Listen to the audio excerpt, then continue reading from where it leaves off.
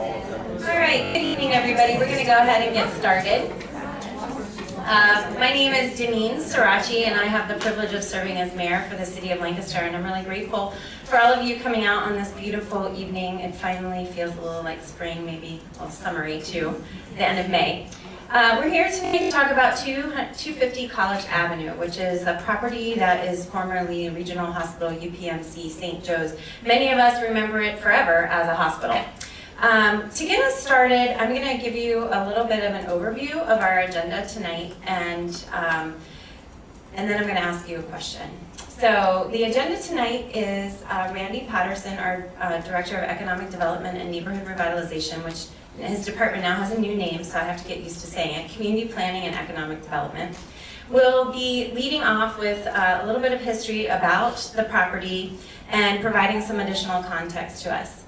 Our second speaker, and these are all going to be relatively brief, 5 to 10 minutes each. Our second speaker is Jameel Thrash. Jameel is our zoning officer, and he will talk about the current zoning and how zoning works in the city of Lancaster. Zoning is a very important component to this discussion because it indicates what are the appropriate uses for a property. And so there are different parts of the city that are zoned in different ways to direct the kinds of uses that we want for those specific properties. And it's a way for the community to really be engaged at a first level of thinking about what the future holds for 250 College Avenue. And the third speaker is going to be Douglas Smith, and he's our senior planner. And Douglas is going to walk you through land development and how land development and the process works here in the city of Lancaster. It's a rather involved process, and he will be speaking to how that works. Our goal tonight for all of you that are here is really to provide a baseline of knowledge so that we are all working from the same page in terms of what is possible, what the authority is of the city of Lancaster, and where there are ongoing opportunities for community input and engagement. That will be the formal portion of tonight. After each speaker, I will ask for any questions that are clarifying about the information that's being presented from each speaker, and then at the end, after everybody has spoken, more questions about clarifying any of the information that's given. Again, this is part of establishing that baseline. The next and longer part of the conversation will really be asking you to stand up and move around the room, look at the zoning maps, look at the map of the site, and tell us what your hopes are for this property, the things that you want to see, that you would be supportive of, and the things that you absolutely do not want to see. And that is very important to us because where we are in the stage of the game is that UPMC owns this property. They have not, to the best of our knowledge, formally listed this property. There isn't a price that they have put onto this property, to my knowledge. What they have indicated to us and what we have said to UPMC is that we want to have community input in how they are marketing this project and communicating to potential developers about the things that the city, not just city government, but the residents and its neighbors are looking for in the future development. Because it will help them attract the developer, the kind of developer that we are hoping for to help us realize the hope side of the conversation and avoid the things that we don't want to see happen on this site. Can you give me a show of hands if you got all that and if you're on board? Does that make sense? Okay. All right, very good. Now, my question to you is, if you live within 2 blocks of 250 College Avenue, can you please stand up? Within 2 blocks of 250 College Avenue, please stand up. Okay, that's very helpful for us to know who's in the room. Thank you so much for coming tonight and for being a stakeholder in this process. We're really glad to have you here and everyone else that's in the room who is a stakeholder in this process, because what you share with us tonight will directly be reported back to UPMC and the real estate team that they have that's based in Harrisburg and in Pittsburgh to, again, assist in the marketing and the future development of this site. Okay, with that said, I'd like to introduce Randy Patterson, our Director of Community Planning and Economic Development. So I'm just going to run through a quick little snapshot of the property. Since so many of you are within 2 blocks, I think you'll have a pretty good understanding of what's there, but I just wanted to run through a couple things. So just an aerial view, I think it's important to see the context of where this property sits. So the UPMC Regional Hospital site is right smack in the middle of that photograph. You can kind of see it sits on the far western edge of the city, so Race Avenue and North Presidents Avenue are actually the boundaries of the western edge of the city. It's surrounded by multiple different types of zoning. So you can see Reynolds Junior High there, you can see the clock towers to the southwest corner, the Long Home to the west of this property, and then it's surrounded by higher density residential, it's surrounded by single family residential, and it's surrounded by semi-detached residential. So it kind of just sits in the middle of all of this, and then of course F&M College is a block to the north of that. It's currently a single parcel, so it's a full city block, for lack of a better word. Normally our city blocks are somewhere between 5 and 8 acres in size. This particular parcel is 6.4 acres in size, about 30,000 square feet. Please don't ask me to calculate that into acreage, but about 30,000 square feet of that is the surface parking lot. The rest of it is the building structure. And you can tell from this photo that this structure is not a single building. There are actually almost 24 separate pieces to this building, which becomes one of the primary issues for its future redevelopment. And it's been built over the decades. So that's one of the things to keep in mind as we look at how this might be used. I just wanted to give you a couple different viewpoints of the property itself. It's currently zoned hospital complex, and that means only hospital types of functions are permitted on this site today. Jamil will go through some of those issues about rezoning and what types of zoning are possible on the site, but I wanted you to know that today it's hospital complex. UPMC has not requested that the property be rezoned at this point in time. So if they choose not to do that, it would be the responsibility of whoever purchases the property to seek a rezoning. So this is the corner from Walnut Street and Northwest End Avenue, looking across the parking lot to the rear of the building. And what these photos are going to give you is a sense of what anyone who purchases this property for its redevelopment is going to look at and have to deal with.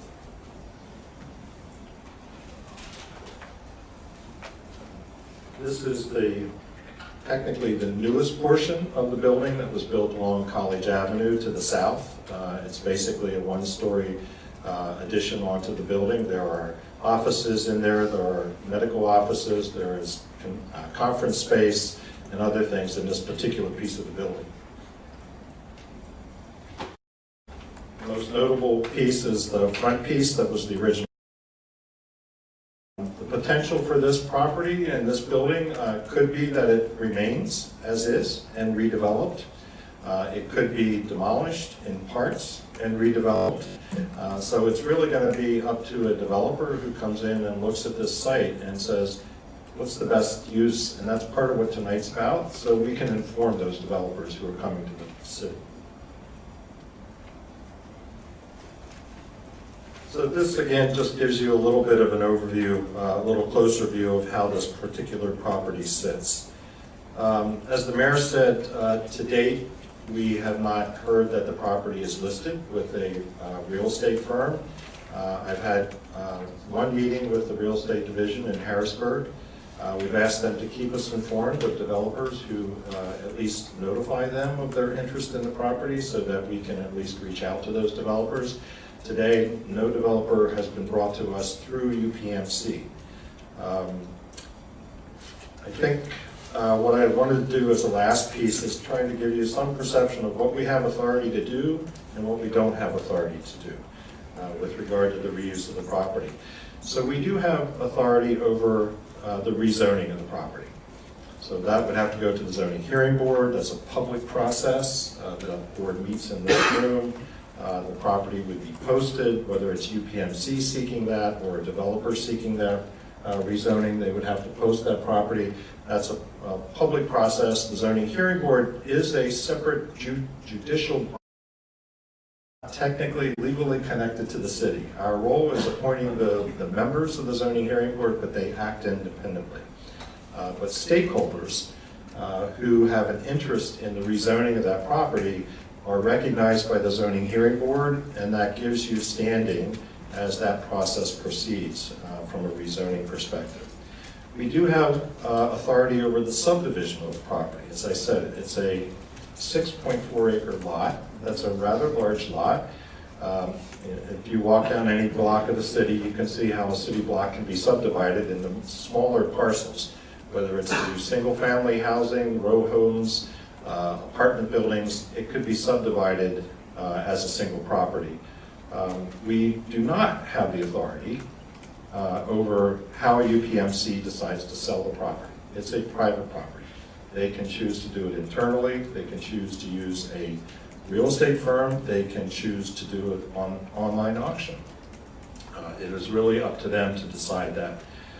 We do have authority over the demolition of the building. So how someone wants to demolish the building would have to go through a city process, and I'll explain that briefly following Douglas's comments. We also have authority over the design of new construction. This is not in the heart, this is in the Heritage Conservation District. So we have authority over demolition and we have authority over design of new construction. We do not have authority over who UPMC ultimately decides to sell this property to. It is a private property, it's a private real estate transaction. We do not have authority to control that transaction. We also don't have the authority to require a developer to build a certain type of project. So once the zoning is established, as Jamil will talk about, that establishes the potential uses that are permitted on that site, either by right or through a special exception through the zoning hearing board. But we can't require a developer to build any certain type of building. We can't require a developer to build affordable housing. We can't require them to build office space. We can't require them to build a medical facility. It will be up to the private developer to select that. We can inform them. Again, part of tonight's process is to enable us to inform developers who are interested in the property of what the city and the surrounding neighborhood would like to see at that particular site. We do have the ability to incentivize a developer to look at putting affordable units within a project. So to do a 100% affordable project would require subsidies that the city doesn't have available to it. They would have to apply through the state for those types of subsidies.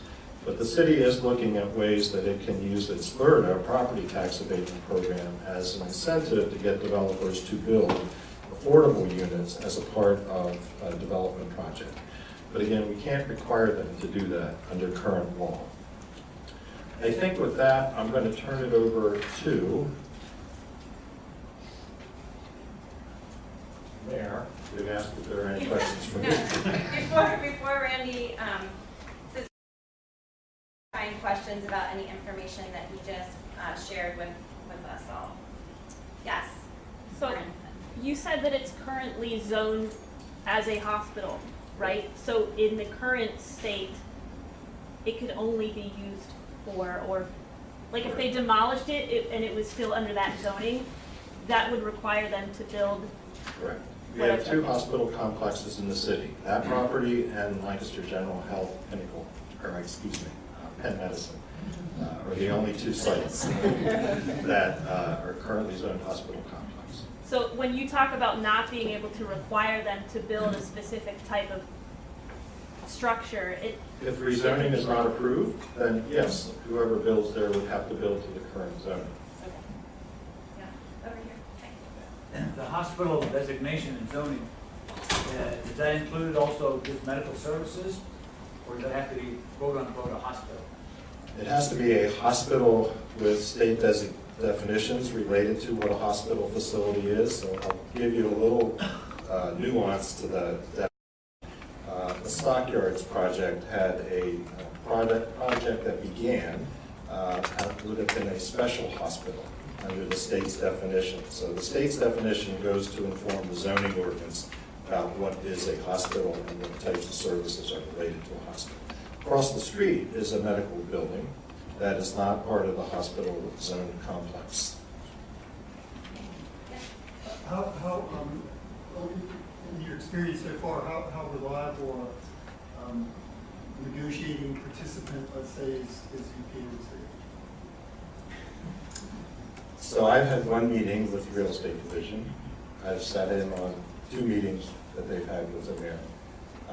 I've not received any direct response back from UPMC following that initial meeting, but I stay in touch with them through email. I mean, is it your impression that they're disposed to be cooperative? Yes, I think that's a fair statement. They're disposed to probably selling the property, I would say. They are disposed to cooperating with the city and being a good corporate citizen in that regard and the future use of that property. And so this is, in other words, you would assume that they're sincere in wanting to whatever extent they're capable of being so to be receptive to the ideas that the city presents. I would certainly hope so. I'm not going to put words in their mouth, obviously, but I would hope so, based on our current conversations, that they are receptive to that. Again, with all the caveats of what I mentioned, we have the authority and no authority to do. Are they paying taxes on the property? And if so, or if they're not paying taxes, what's their motivation to sell it, I guess? Well, their motivation to sell is still the cost of maintaining that property, the maintenance cost of that building. The longer it sits vacant, the more challenging it becomes in a redevelopment because things just occur to a vacant building. There is an issue in place today regarding the tax exempt status of that property. So as a hospital, a functioning hospital, it is a tax exempt property.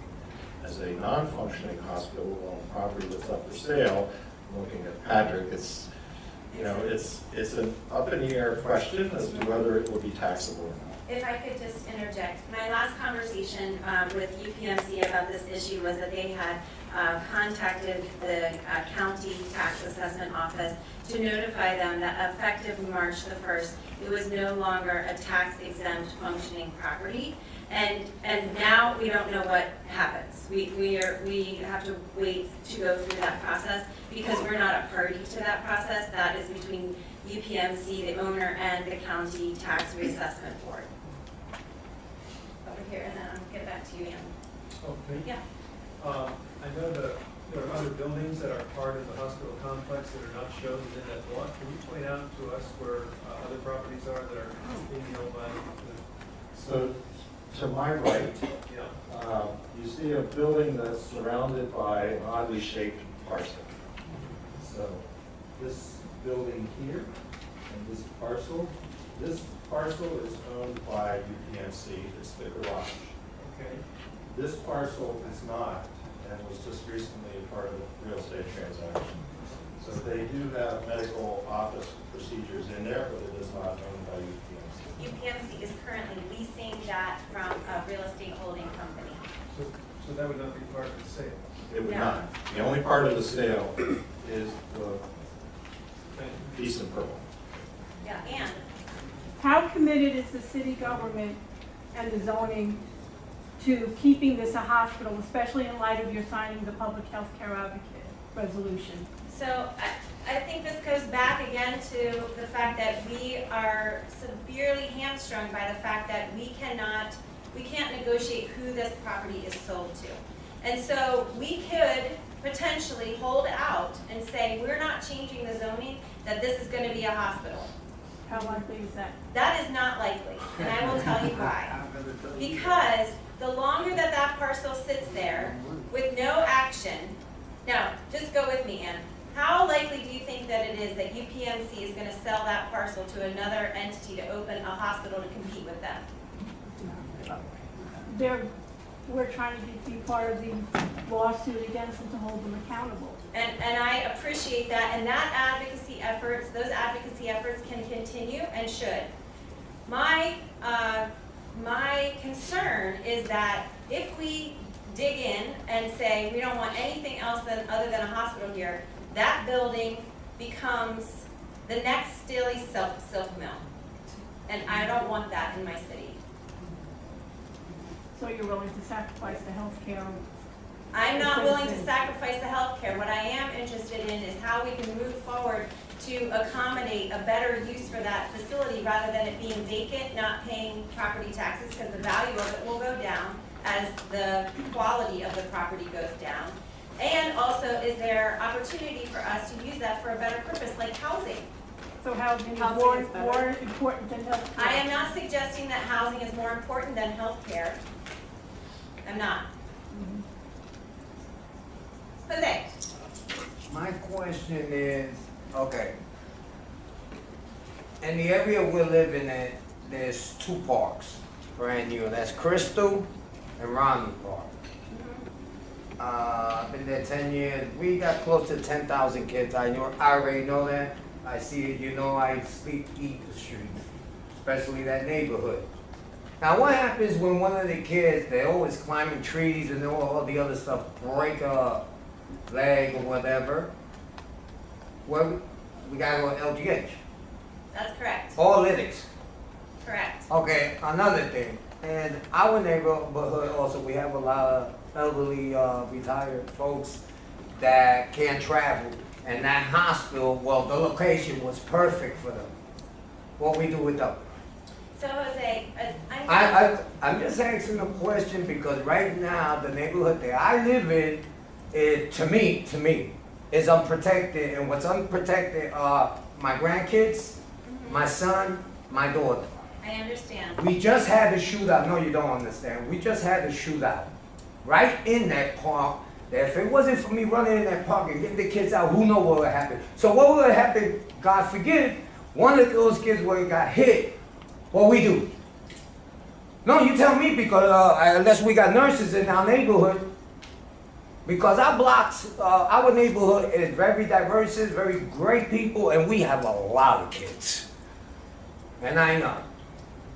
What are we gonna do as citizens and you as a mayor to protect our kids in that neighborhood?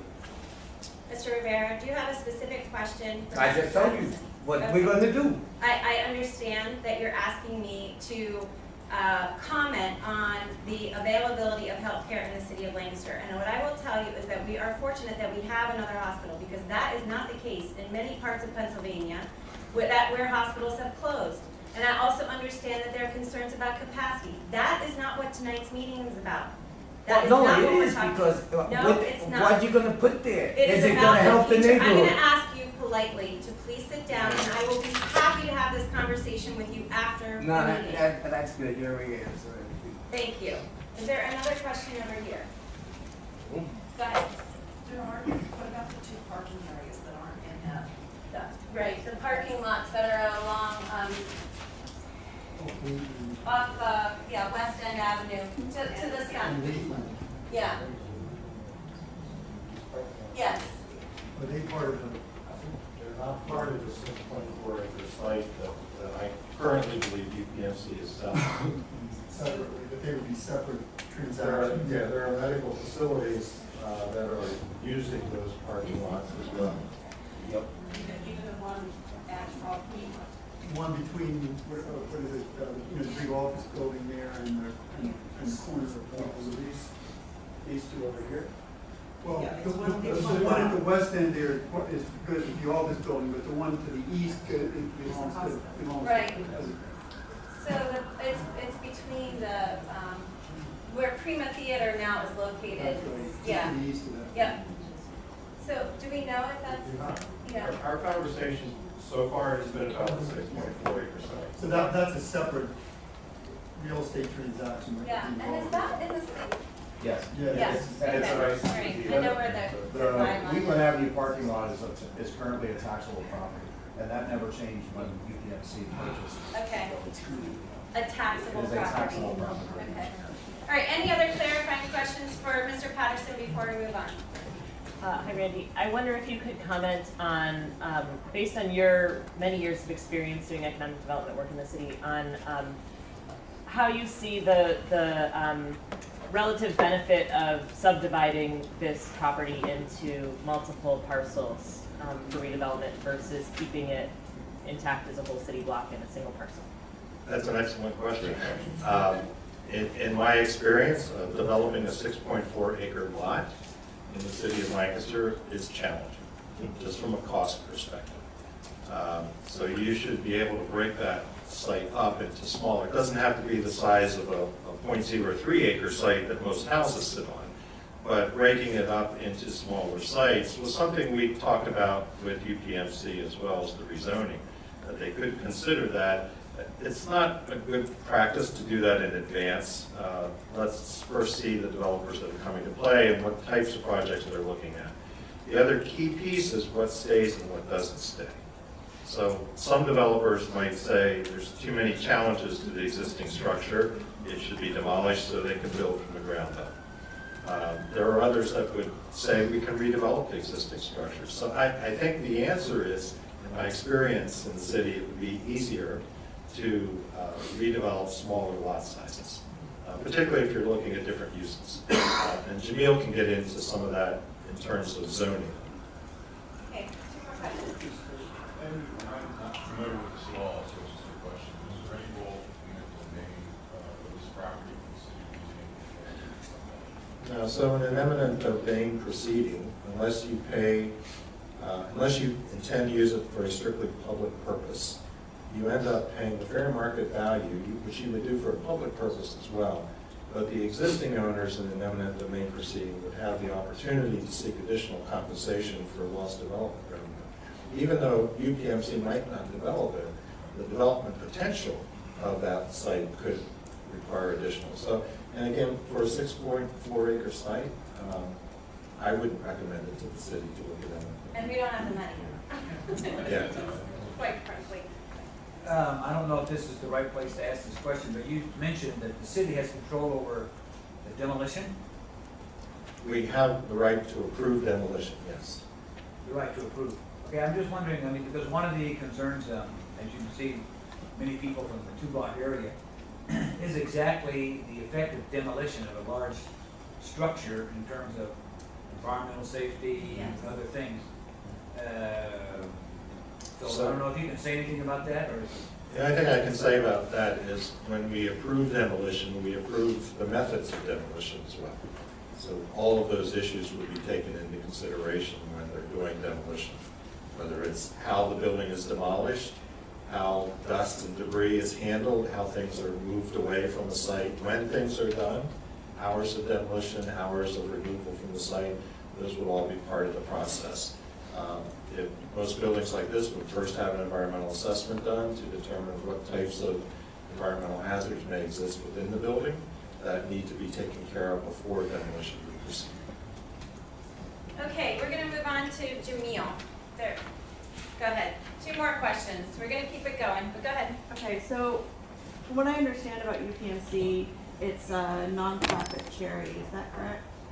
As when it's operating as a hospital, yes. Okay, so now that it's moved out and it's left people without health care here, some people are not able to access LGH very easily, and people are leaving the ER.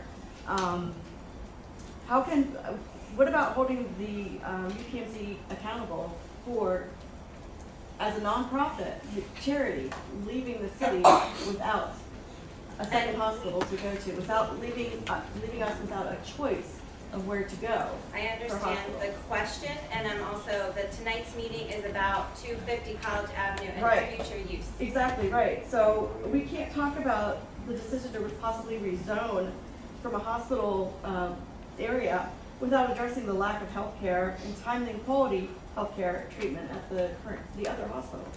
Like, one goes into the other. If I can just add one piece and then to Jamil. Zoning can have a role to play in what other uses are there, which does not preclude other medical uses. It may preclude a hospital, but it wouldn't preclude an urgent care facility.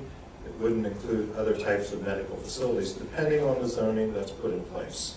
So But I there, think we're specifically asking for an ER, and you had to have a hospital to do that. I understand. What I'm saying is the same issue. We don't control the nonprofit status of UPMC. I understand that. We're challenging that nonprofit status. They own a piece of property in the city. I We challenge the understand taxability of that site, yes. Have you guys contacted the Attorney General? No, Okay. Why not?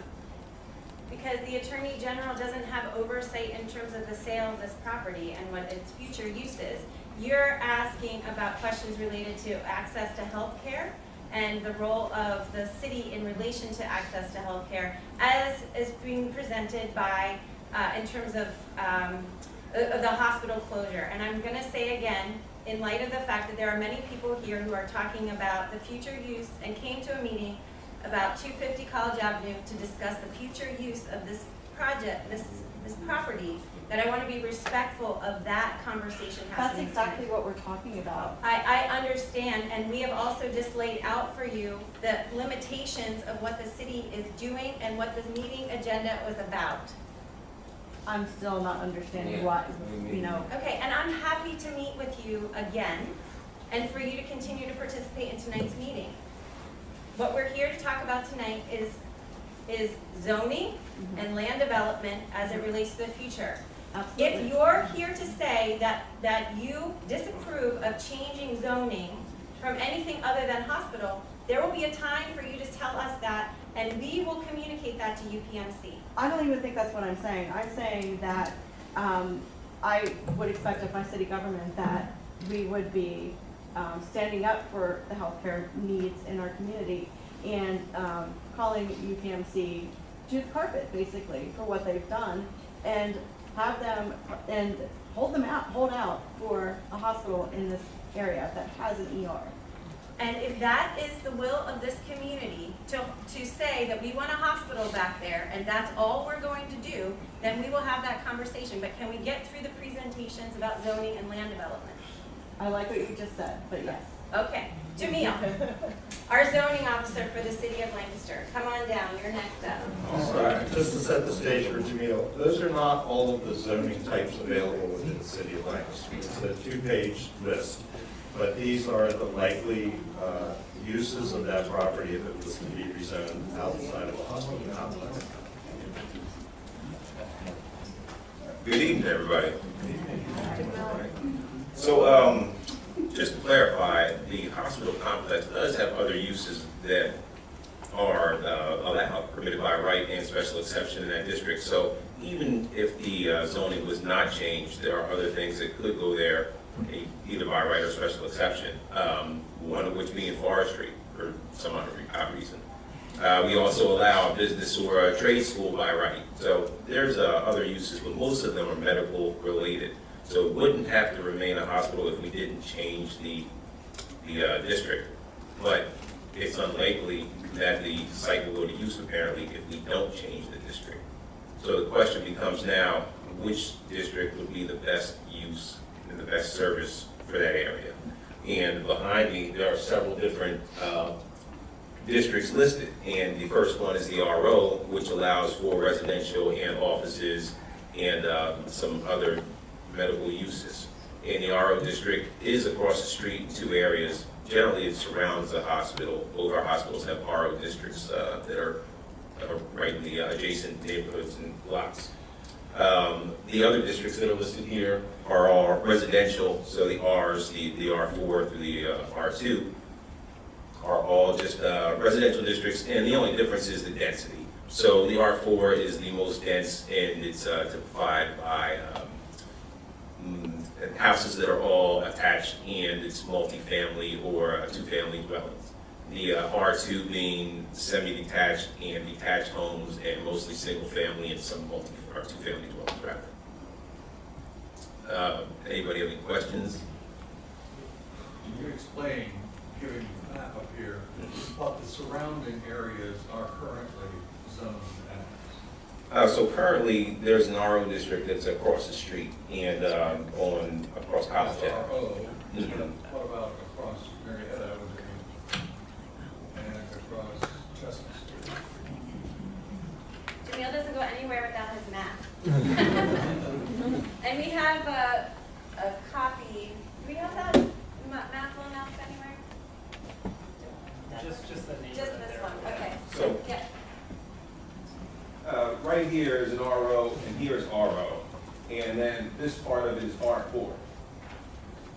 And then to the north here is an R2 district partially, and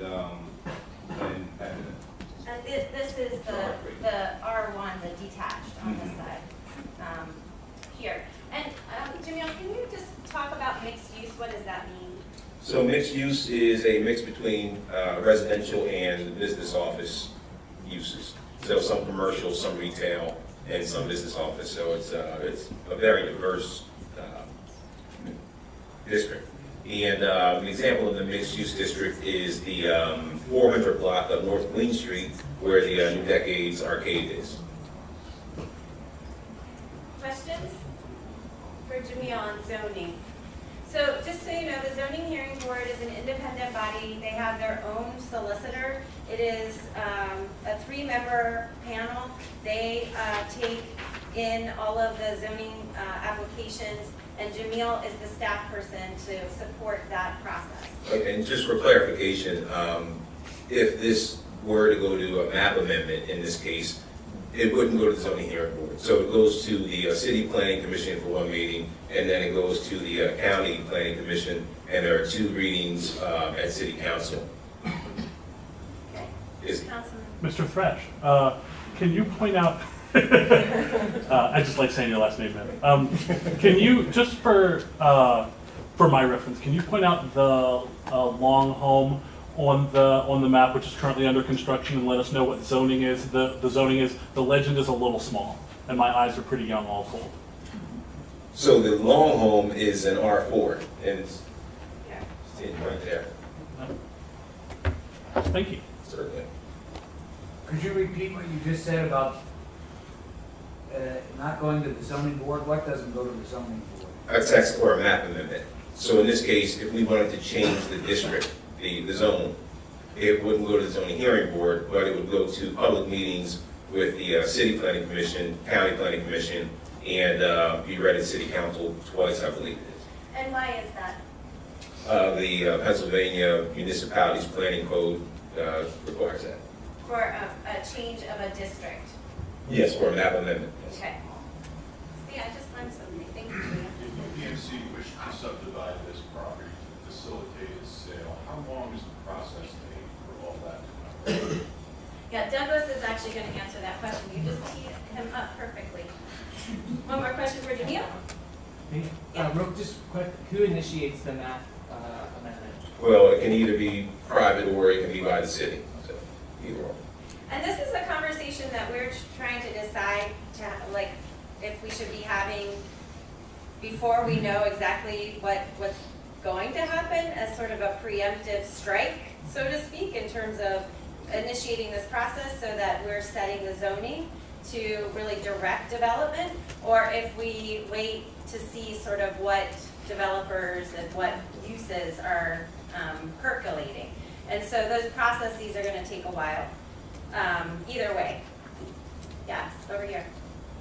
Well, I was going to ask you this, but since it's not going to the zoning commission, I'll just ask you, maybe you can answer or maybe somebody else can. So what are the primary criteria that would justify a zoning change and that would be approved by city planning or zoning or whoever? In other words, what is the city looking for or protecting in terms of requests for zoning changes? The only requirement is that you complete an application and pay the $900 fee, I believe. So you can request it, but it doesn't mean it'll be approved. I think what you're asking is on what basis would those decisions be made in terms of going to the planning commission? And so I'm looking at Dr. Bratman, I don't know if, as a member of the planning commission, but really I think this again tees up what Douglas is going to present, and then maybe we can circle back to your question and see if we answered it. How's that?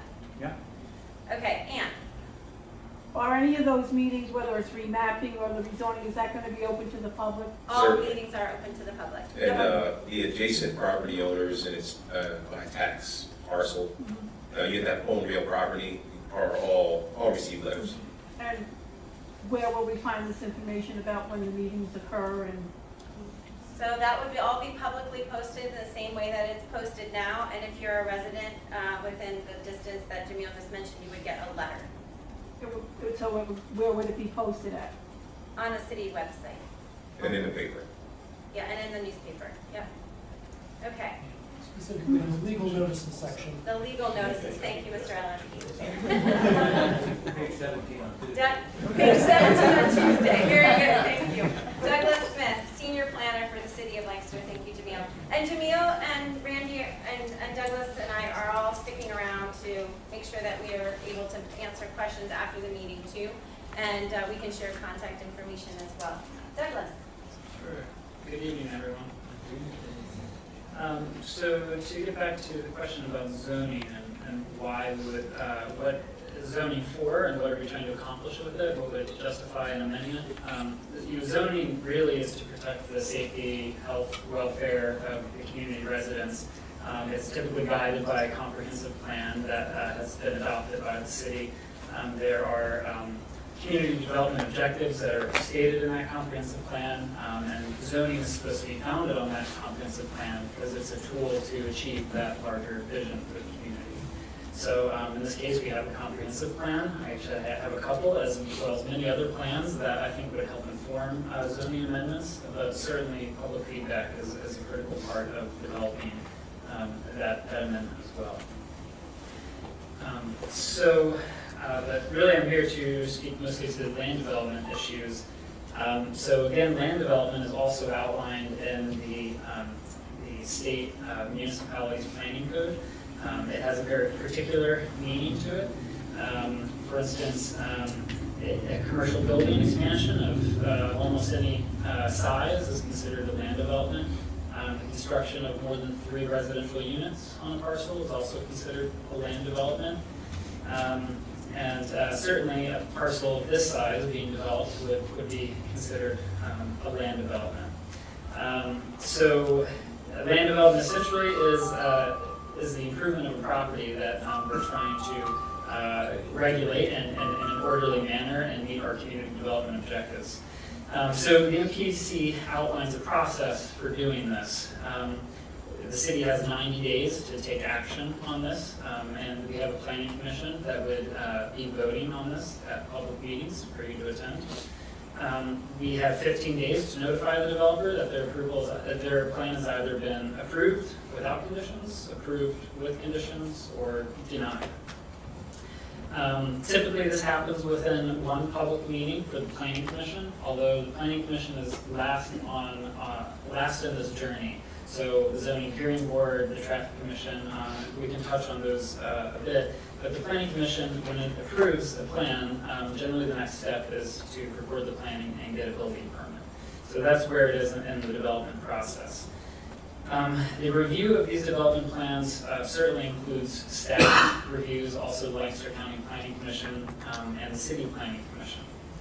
Staff reviews, typically we take 21 days out of that 90-day period to review the plans. The people that review these documents are our water, our sewer staff, stormwater, our city engineer, planning staff as well, and our zoning officer. So once that submission is made, it becomes a public document. If no submission has been made and discussions are happening, we have to hold that information confidential, but as soon as that submission is made, it's public information. So the comments that we provide as staff are primarily ordinance-based. We can provide suggestions, but ultimately we have to have ordinances to fall back on. So the ordinances that we're typically referencing would be our subdivision land development ordinance, our zoning ordinance, of course, stormwater, our public rights of way ordinance. There are dozens that we have that you can read for your pleasure. And this comment period is really an iterative process with the developer. So although we have 21 days to provide staff comments, we typically give those staff comments to the developer. They come back with a revised plan. We may have additional comments. And eventually, staff gets to a place where we feel comfortable recommending the plan approval to the Planning Commission. And at that point, action could be taken by the Planning Commission. So other things that we review for in the land development process, certainly proper documentation.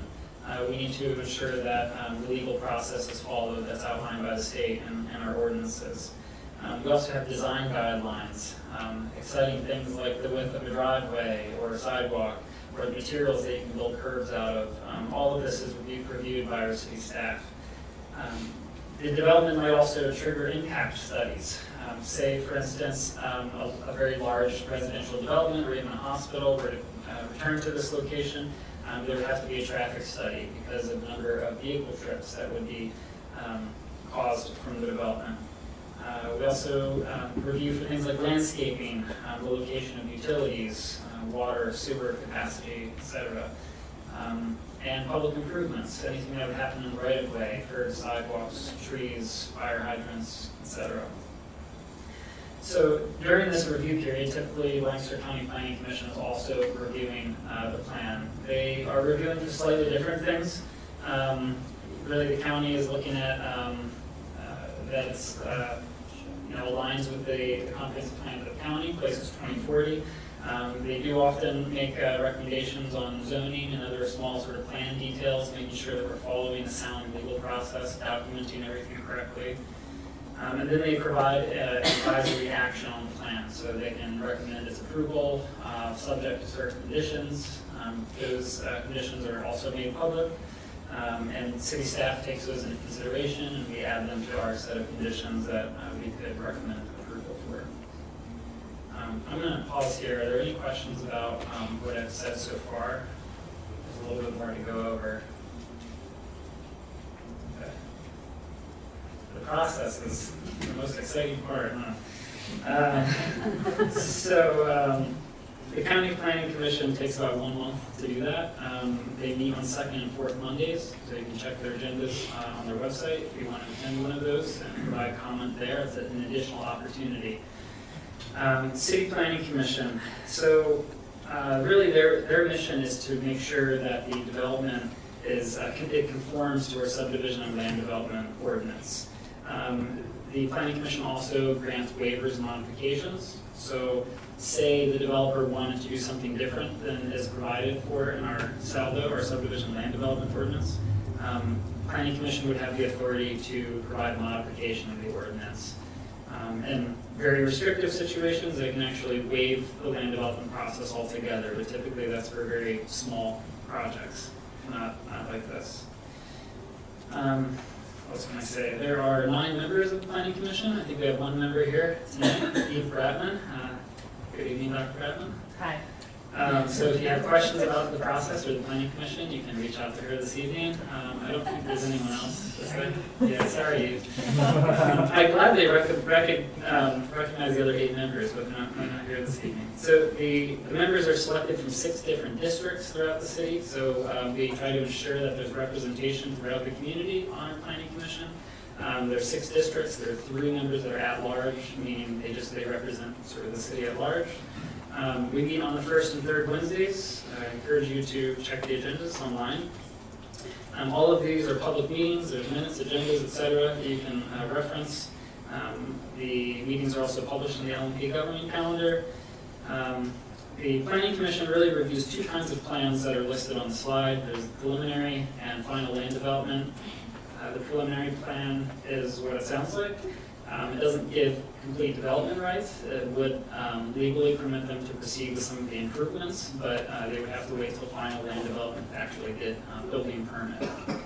So the preliminary plan would be approved for something large like this, and then it would go to final, and there would be a second land development process there. Both require public meetings. Typically, all the other approvals, as I mentioned, are done before land development occurs. So other reviews, certainly there's traffic commission for new driveways, traffic alterations, even parking permits. Perhaps some of you have used or requested permitted parking in your neighborhood. The Shade Tree Commission would make recommendations on living street trees that are coming down. They could also provide advisory comments on the landscaping for an approved plan. Other approvals could include the state. So someone mentioned environmental contamination. Certainly DEP could be involved in that review process. Oftentimes they're also reviewing large sewer improvements. PennDOT may be involved to some degree. I'm not certain on this site. Conservation District would be helping with erosion and sedimentation control, making sure that soil isn't washing off during construction. And finally, after approval is all said and done, the last step is to meet the conditions of the plan. So sometimes there are as many as 10 or 20 conditions that they have to meet. Say, this plan is approved, but we need an escrow from you. And once that escrow is provided, then we can sign off on the plans and they become recorded as part of the land development process with the county. That escrow is what enables the city to ensure that certain public improvements are made on the property. So we hold money for things like sidewalk, driveways, trees, paving, stormwater infrastructure. We want to make sure that the property is developed to a safe and manageable manner. Should there ever be some sort of financing issue on their end, we have some kind of backstop or we have some security there. And then finally, we would inspect the site to make sure it meets our standards and release that money if they meet all of the codes. So that's an overview. I think I touched on everything that's up here. And the one last comment I'll make is someone asked about subdivision. So to subdivide this property, it would require a land development action. So even if there were nothing proposed on the property and someone wanted to subdivide this into a number of lots, that would be a land development process that would have to go through everything that I just described to you. If someone wanted to subdivide and propose lots of buildings, that too, of course, would be a land development. So the site cannot be broken up into pieces until that process would be followed. Where or when does the Heritage District come into the picture? Next. Yeah, Nice. yeah, perfect setup for the next part. And that would happen before land development. That's a lot of information and a lot of approvals and considerations. We've had an experience recently with Presbyterian Senior Living in developing a long home. They've done a pretty good job of informing those of us who live around the area about what they're doing. They've held meetings. They've sent us announcements. Probably isn't the city's responsibility to inform us about all those things, but can you be our advocate with those, whoever buys it or subdivides it, each subdivision, so that we know well in advance what has to be through, say, traffic. That is our role. And we did not get much of an announcement about this meeting, only through the neighborhood network that we had. So what is the best way to communicate in your neighborhood? Letter. Letters. Okay, mail. Mail. Good to know. Yeah. I live a block from the Long community. I never got an invitation to a meeting, never went to one. Would have loved to, heard something about it before. But nevertheless, what triggers the land development process? Let's say, I don't think it's necessarily amongst the highest possibilities, that they sell it to somebody who doesn't need a zoning change. Do you still have a land development process because there's a new owner on a big piece of property?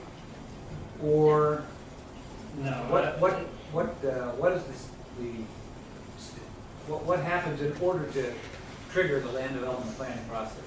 So a change in ownership would not in and of itself trigger land development. But if they were to alter the property in certain ways, that would trigger land development. So say, for instance, they were going to demolish and build something else, that would trigger land development. if they were going to rehab this building into residential units, that would also trigger land development. So it would be a little bit more specific, but really any major change here would trigger a land development in this case. Anything else you want to add, Randy, to that? No, I think that's the key. If somebody just bought the building and moved in, it didn't change its use in any way, shape, or form, it wouldn't require any review by the city. Well, they likely have to do major repair or rehabilitation. Well, yeah, I mean, building permits perhaps if they're doing renovations and things like that, but if it's all interior, a lot of the reviews you've seen wouldn't take place.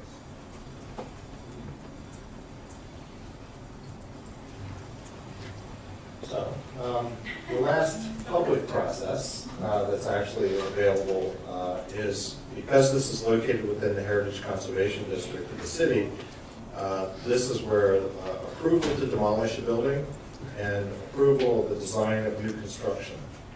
So if someone was to take the facade off of this building and propose putting a new facade but not demoing the building, that could be reviewed by the Historical Commission.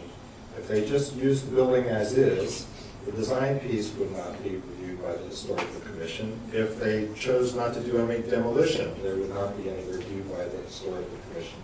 There are two bodies, just for everybody's information. One's the HARB, Historic Architectural Review Board. This is not in a HARB district. So the only body that reviews this is the Historical Commission. They make a recommendation to City Council for both demolition and new design. So the Historical Commission has a process that generally, if it's a major project, they'll do a conceptual review first at a public meeting to review the types of materials, the proposed design, to receive comment back from both the public and the commission members. Then they would proceed to a formal review. That review can be done in 30 days. It could be extended to a second meeting, depending on what information the property owner would bring to the commission for review. The commission then makes a recommendation to City Council. So this is the one location where City Council plays a role in addition to a map change on the zoning side. City Council approves or denies the recommendations of the commission. So if the commission approved the demolition and approved recommending approval for the design, that comes to City Council. City Council has that presented at first at a committee meeting for a project like this, and then goes to a council meeting. So it could be 60 days from the day the Historical Commission made their recommendation before council would actually act. It could happen in 30 days, but it could also take 60 days for that to occur. How long has there been a hospital in this city?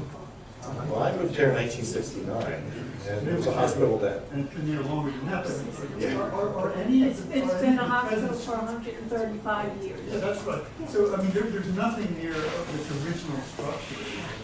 There is. The main tower may have been refaced and things, but there is still, the original structure is still in that complex that you saw. But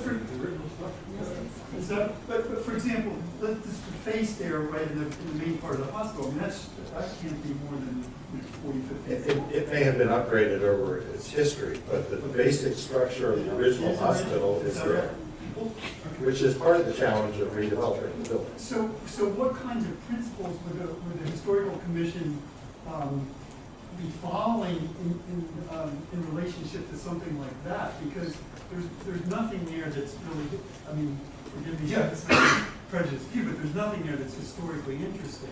So it's not about preserving what you see, it's about what gets built in its place. Yeah, and so what was... So it's the context of what is built in terms of the district and the surrounding area. So they would take into account surroundings. Yeah.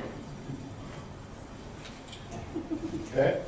Okay, so Jamil and Douglas and Randy and I are going to stick around for this next part, but we're going to ask folks who have specific recommendations, things you want, things you do not want to see. We have two stations on either side. I am strongly urging you to let us know, because the more data that we can collect from you in this process, the more that we can be communicating with UPMC, the better this is in terms of the long run. And so if you have an opinion, please let us know tonight. If you have additional questions, Randy and I will be up here with the maps, the zoning maps, and the aerial view. We can answer any questions related to that. Jess is going to be on this side, and I'm going to ask Douglas and Jamil to be over here. Does anybody have any questions about the process of this part of it? Go ahead. Is there a height restriction to alcohol building? There is. It depends on the district, but certainly the central business district, which is downtown, that has the highest height allowed, permitted, which is 150 feet. So generally in the residential districts, it's 38 feet or 3 stories. So depending on what it is. In the hospital complex, I believe it's 45 feet. But just to be clear, so that's the standard that's established. So when I was talking about special exceptions and things like that, those would come to the zoning hearing board. If somebody wanted to build a 10-story building here instead of the 6 stories that's there today, they could come and seek approval from the zoning hearing board to do that. So you've all just gotten a crash course in zoning and land development, and we'll quiz you later. Go ahead. Is there an equation for determining how much parking space is required for a particular facility? I look at that parking lot and I just shudder to think of the runoff of water from that parking lot continuing over a long period of time. So I'm wondering, there seems to be a need for parking. A lot of people don't have garages, but on the other hand, should we expect a block like this to, handle all that overload in the future? Mm-hmm. So is there an equation? So both in the zoning ordinance and a little bit in the subdivision land development ordinance, there are calculations based on number of employees, based on the use and square footage of the uses, as to the number of spaces that would be required. The only place in the city that parking is not required is in the central business district. There are no requirements there because you have garages. But out in the neighborhoods, the zoning ordinance and the subdivision land development, and then stormwater would impact the redevelopment of the site as well. And that, as you all know, if you're city residents, know that that's a fee, and that parcel pays a fee for its stormwater, and that will continue to be paid. Okay, so here's our commitment, is that as we continue this process related to the future of 250 College Avenue and communications with UPMC, we'll be sharing them with all of you, the public. That's really important to us because we want to make sure that we're being transparent about the conversations. Thus far, as Randy indicated, we haven't had that many, and this property hasn't been formally listed for sale, and no developers have been referred to us by UPMC as being interested in this property. This information, we hope, will be helpful to them as they begin to market this property and to move forward with some use for this property. And so we'll continue to keep you posted, and again, if you have questions, happy to answer them. So at this time, the formal part of the meeting is concluded, and we're happy to answer questions. And please go to the charts on the left and the right so that we can get your input. Will you be publishing an account of the results, let's say, Yes, we will. I will make sure to get that out, at least on our city webpage, along with a video of this meeting, so that you can go back and review. Okay? Thank you all for coming tonight. I really appreciate your interest in 250 College Avenue and the future of the city block. Thanks.